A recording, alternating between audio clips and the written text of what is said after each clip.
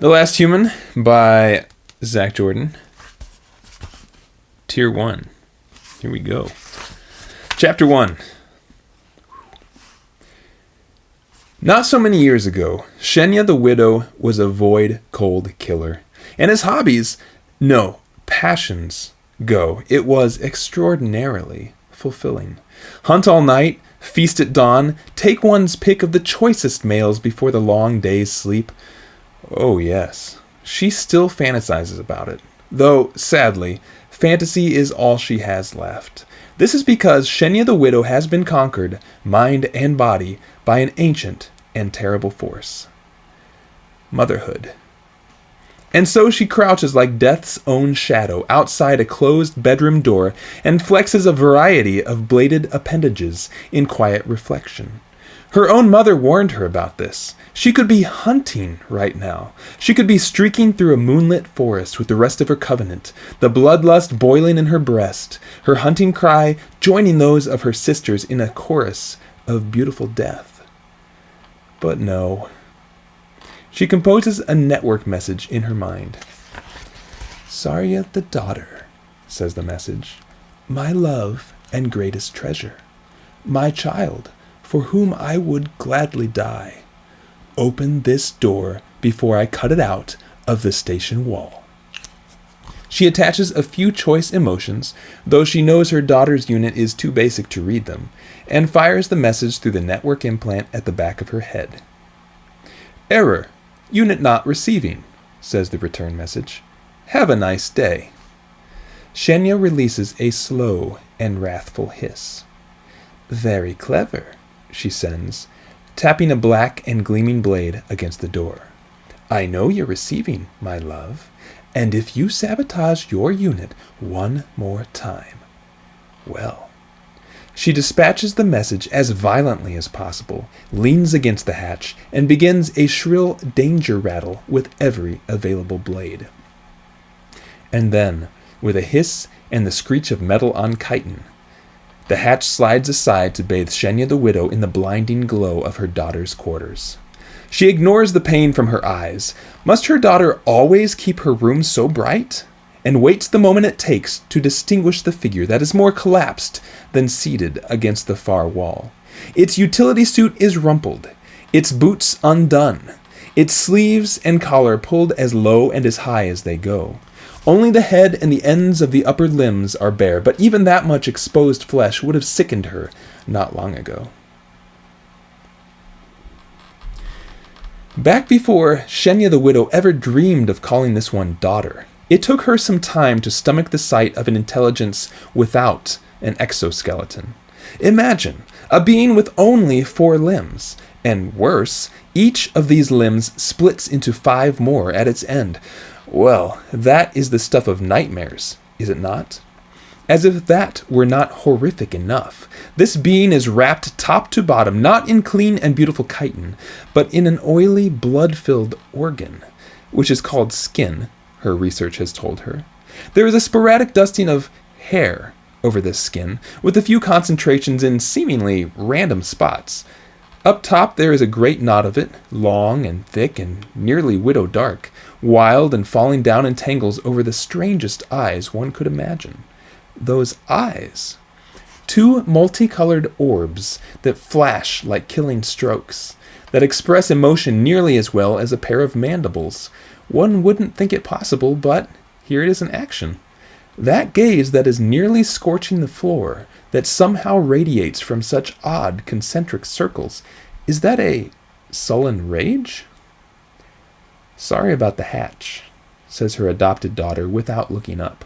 Her upper limbs, Shenya the Widow cannot help but notice, are held dangerously close to an obscene widow sign. I was getting ready for my field trip. And now her mother understands. This is a mighty anger, a fury worthy of a widow, and it is directed somewhere outside this room. Shenya the Widow flows into her daughter's room with the gentle clicks of exoskeleton on metal. She may be an apex predator, a murderous soul wrapped in lightning and darkness, but underneath that, she is all parent. There are wrongs to be righted, and hurts to be savagely avenged. But before any of that can happen, there is a room to be tidied. Shenya the widow's many limbs are up to the task. The spare utility suit? Yes, that can go straight to laundry. 2 limbs fold it and place it by the door. The nest, or bunk, as her daughter now calls it, needs straightening. 2 more blades begin that noble work. A single blade scouts the floor for food bar wrappers, stabbing their silver forms as it finds them. The laundry limbs, mission accomplished, now rescue a soft, dark shape from the floor. The doll is black and silky and a horrifying caricature of widow physiology, but Shenya the widow made it many years ago with her own 8 blades, and her heart still ached to see it banished from the bunk.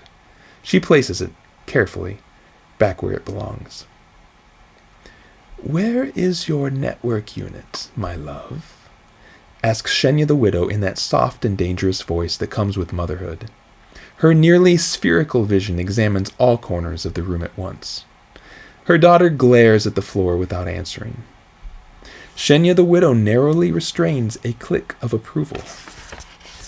On the one blade, this is a widow rage, a towering and explosive wrath, and it is beautiful. One spends so much energy attempting to install traditional values in a young and coalescing mind, and it is always rewarding to see efforts yield results. But on another blade, well, insolence is insolence, is it not? Happily, she is saved by circumstance. A questing limb reports that it has found the object in question under the bunk.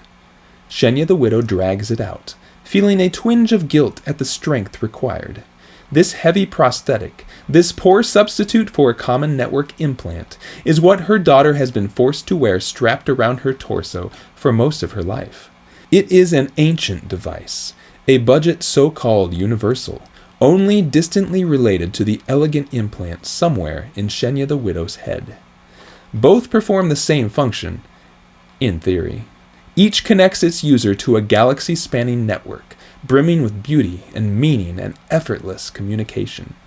One does it seamlessly, as smooth as the bond between one neuron and a billion others.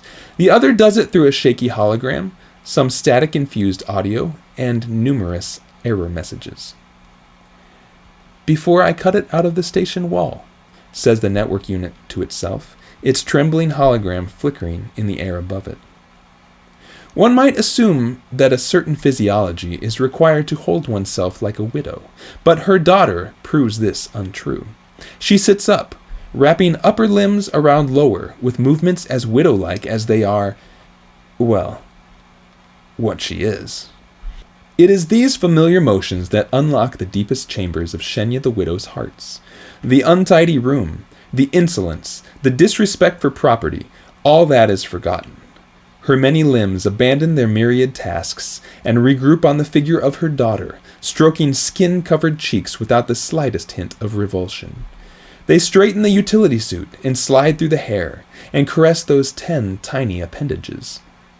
"Tell me, daughter," whispers Shenya the widow with a sigh through mandibles as dangerous as her blades. "Tell me everything." Her daughter takes a deep breath, lifting her shoulders with that dramatic motion that people with lungs often use. "We're going to one of the observation decks today," she says quietly. "They have 6 openings for trainees." Shenya the widow chooses her words carefully, missing the effortless precision of mental network communication.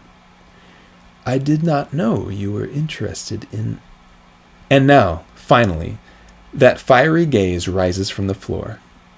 "You know what the prerequisites are?" asks her daughter, glaring at her mother through a tangle of dark hair. They are ferocious, those eyes, and Shenya the widow finds herself wondering how another of her daughter's species would feel caught in this 3-color gaze. White outside brown gold, outside black, outside fury. "I do not," she answers cautiously. "I bet you can guess." "I choose not to," says Shenya the widow, still more cautiously. "Tier 2.0 intelligence," says her daughter in a tight voice. "Not, say, 1.8. The beloved figure slumps in a way that would be impossible with an exoskeleton. No, we wouldn't want a moron at the controls, would we? She murmurs to the floor. My child, says Shenya the widow, shocked. Who dares call the daughter of Shenya the widow such a thing? Everybody calls me such a thing, says her daughter, again straying perilously close to disrespect, because I am registered as such a thing.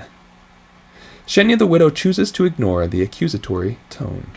This conversation again. Daughter, she begins, I understand that you are frustrated by... Actually, it doesn't matter, because also you have to be networked, interrupts her daughter, tapping her head where her implant would be if she had one. A prosthetic doesn't cut it, apparently. Something about instant responses and clear communication, and the rest of the requirements are cut off by a grunt as she extends a wild kick toward the device on the floor. Shenya the widow catches the unit before it touches the wall, as her daughter surely knew she would. She employs 2 more limbs to raise that gaze back to her own, resting the flat of a blade on each side of that beloved face. She can feel her daughter fight, but Shenya the widow is a hunter and a mother, 2 things as unstoppable as destiny. Daughter, she says quietly, you know our reasons.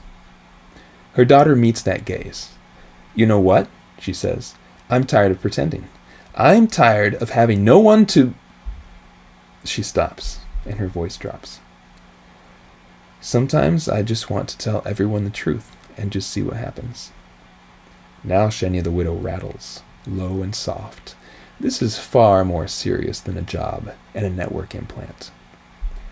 You must never, my love, she whispers, filling her words with the force of a mother widow.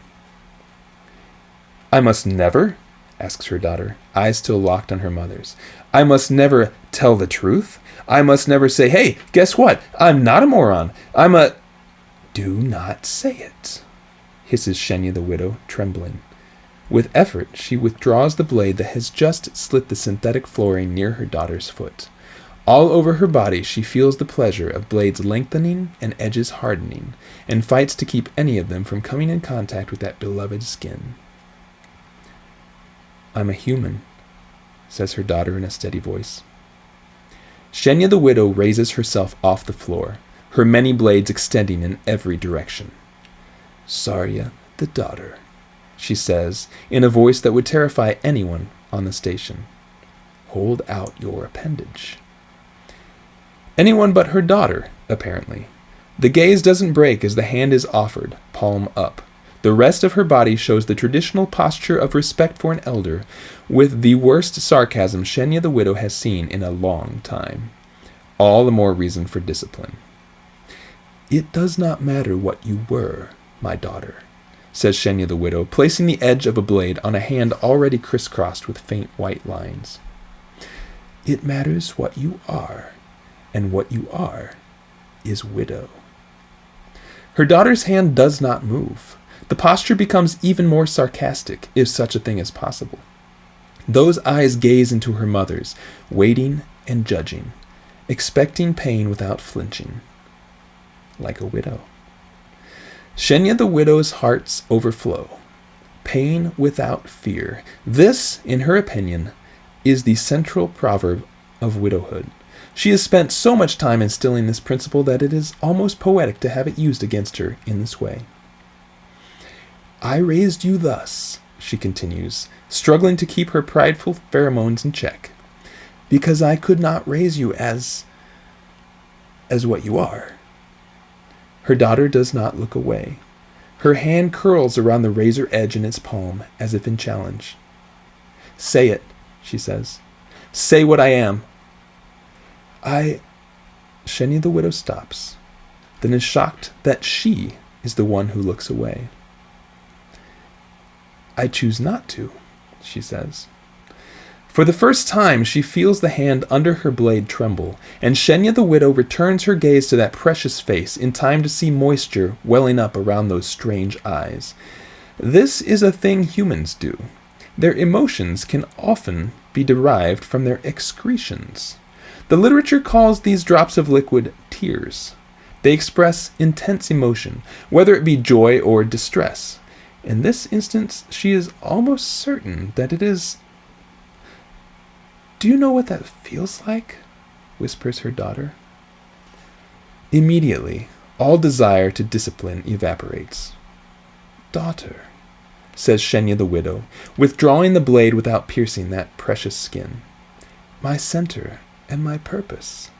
She encircles her daughter in a gleaming, clicking embrace, rests the flat of a blade against that fragile face, and clicks her mandibles twice, in an expression of love. She draws closer, her gleaming, faceted eyes nearly touching skin. "If anyone ever finds out what you are..." "I know," says her daughter with a sigh. "You don't want to lose me." "Well," says Shenya the widow, spotting opportunity, "there are other considerations." "Yeah?" "For instance," says Shenya the widow, twirling a blade as if in thought, "I would prefer not to, say, murder those who would come for you." She shrugs, a long chain reaction that begins at her carapace and clatters to the ends of her blades. "You know how it is once you get started." That does it. Her daughter battles valiantly, but the tiniest of smiles manages to fight its way to the surface of her face. That's what this expression is, this concerted mouth and eyes movement. A smile. "Good point," says her daughter, the corners of her mouth twitching in both widow and human emotion. "We wouldn't want you to murder unnecessarily." "No, daughter," says Shenya the widow, "we would not." "I mean, you might murder the wrong people, or too many people." "Almost certainly. You know what it's like when the righteous fury is upon you, once you begin." "It's hard to stop," Sarya the daughter says quietly. She takes her mother's blade in her hands and caresses it, watching her own eyes in her reflection. "At least, that's how I imagine it." Shenya the widow allows her daughter a moment of reflection. She herself has always found fantasies of mayhem soothing. She assumes the same is true for humans. "It would comfort your mother," she says after a moment, "if, before you left for your field trip, you would correct your earlier statement." Her daughter sighs and rises to her feet as her mother's blades retract from around her with 8 distinct rattles. "I am Sarya the daughter," she says softly, "adopted of Shenya the widow. My species is..." She sighs. "My species is Spall." With one hand, she signs the standard symbols that she has used her entire life. "I'm sorry, my tier is low. I don't understand." She looks disgusted with herself, standing in the center of her quarters.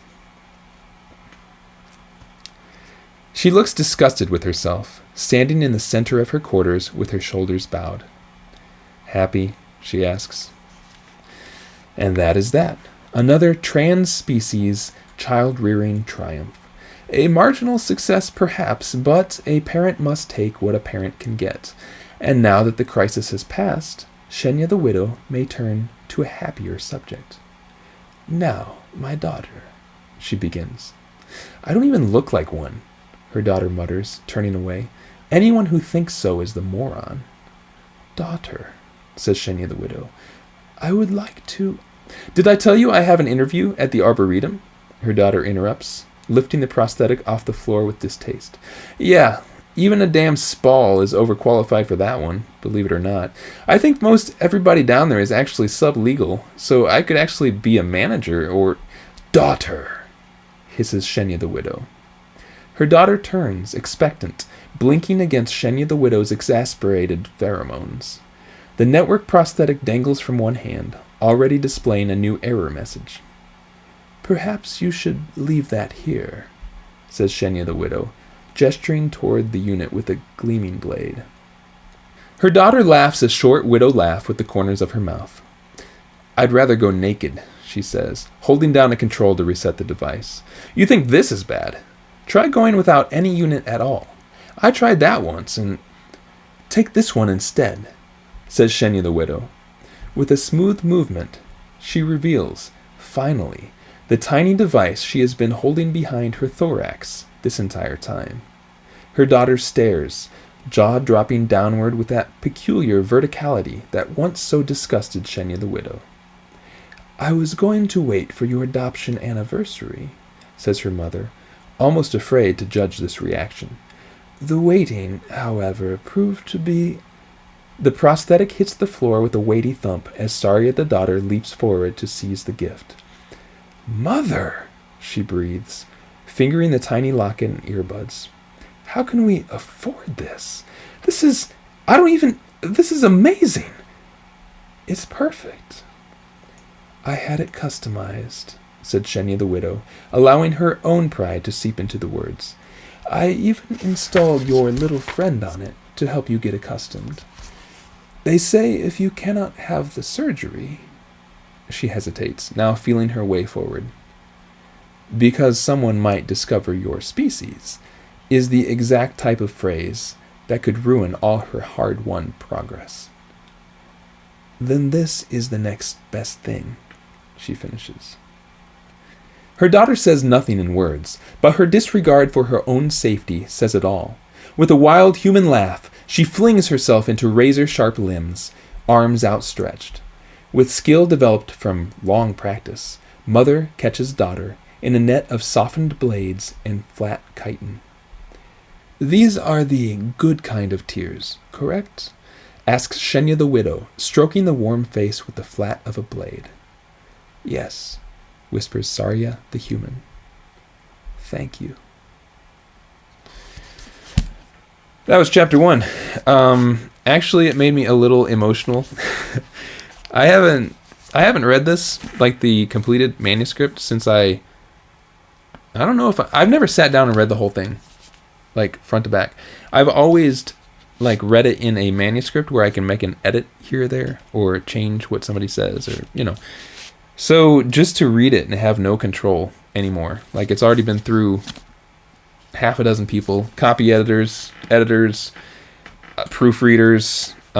There's a person called the Slugger, apparently, who reads books. I don't know why they call him that. But it's a thing. It's a real book. I'm reading it on the internet to you. So if you're interested in it, I'm going to put a link down on the bottom. And I'll probably continue reading it. I don't know if the publisher allows you to do that, but I'll check. If so, I'll do chapter 2 next, obviously. Thanks.